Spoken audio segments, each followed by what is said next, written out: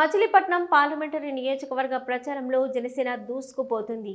TDP, Janasena, BJP కూటమి అభ్యర్థి బాలశౌరికి ప్రచారంలో ప్రజల నుంచి పెద్ద ఎత్తున మద్దతు లభిస్తుంది. మండు టెండర్లను సైతం లెక్క చేయకుండా ప్రజలు ఆయన సభలకు, రోడ్ షోలకు హాజరవుతున్నారు.